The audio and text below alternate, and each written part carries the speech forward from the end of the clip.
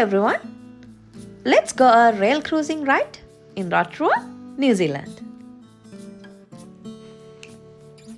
We started our journey from Auckland.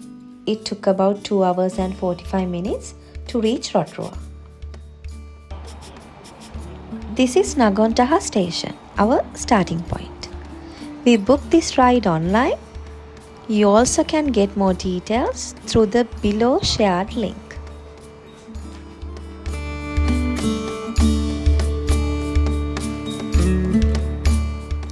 You have to come to Ngongotaha Station at least 20 to 30 minutes before you start this ride.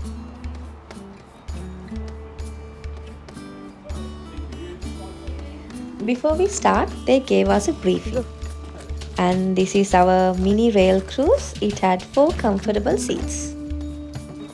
If you go front, go front. Actually, we don't have to ride it or do anything, as this is operated by the rail cruising staff centrally from their office.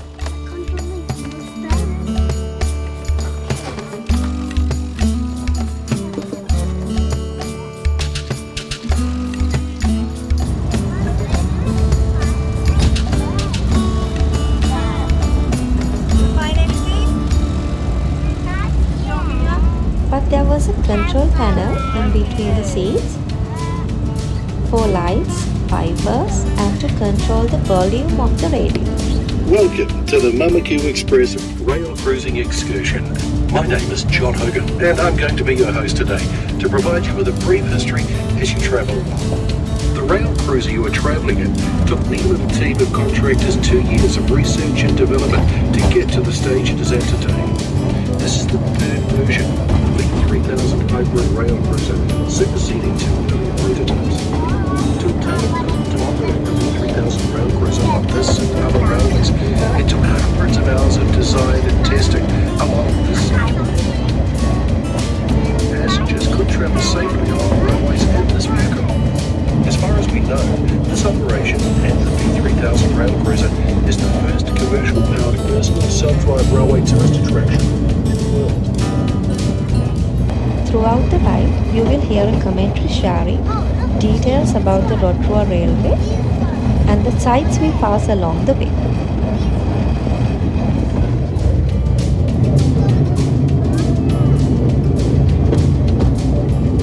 It is a 2-hour ride from Ngongotaha Station to Mamaku and back.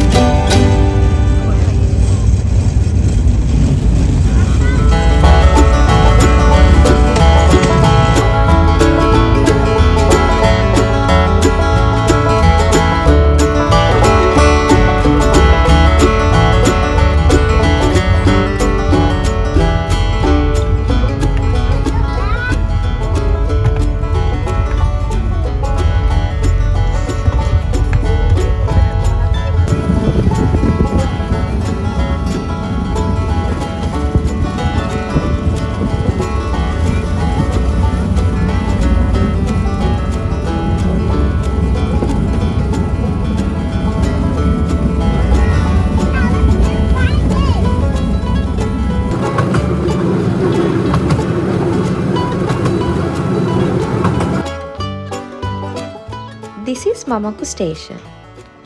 We have to get down here until they turn the cruise so that we can ride back.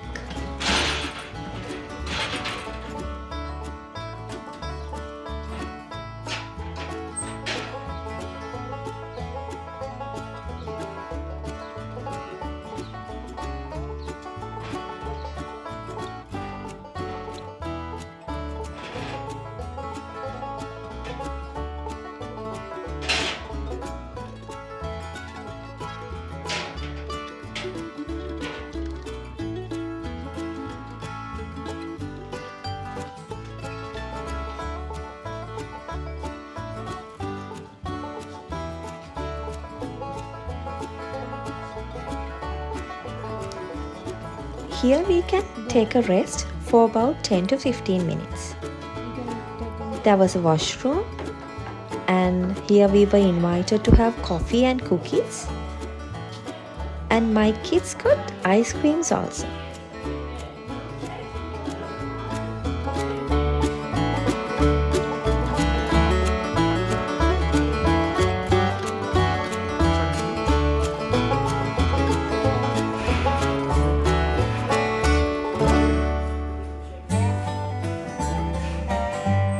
The forest is predominantly tawa, with its light yellow-green foliage of long willow-like leaves, and a smaller mangano, which produces many sweet-smelling flowers in spring. This is our way back to Ngongotaha Station.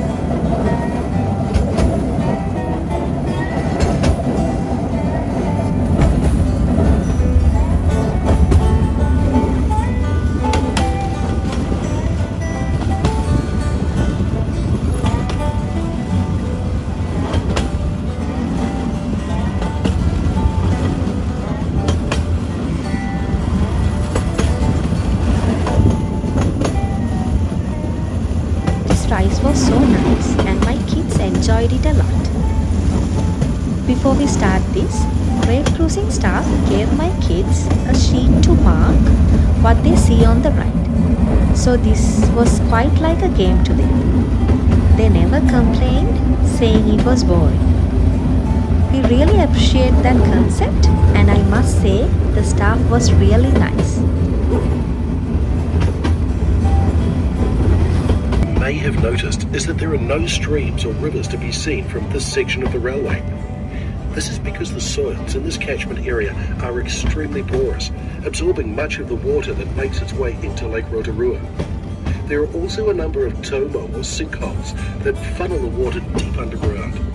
Even the streams that can be seen as you travel around Lake Rotorua mostly originate from springs, which are a relatively short distance from the lake. The largest of these, Hamurata Springs, pours 13,000 litres of water per minute into Lake Rotorua.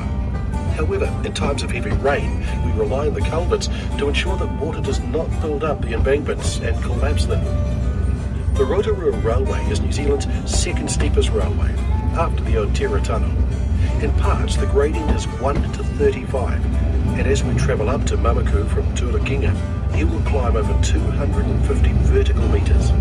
Mamaku Railway Station sits at nearly 600 metres above sea level and about 300 metres above Rotorua.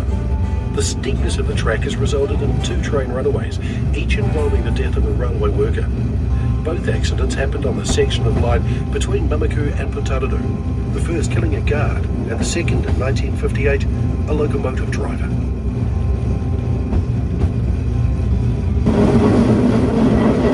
Along the ride, we saw sheep, cows, and stunning landscapes. The whole day was so sunny, but it was cold throughout the journey.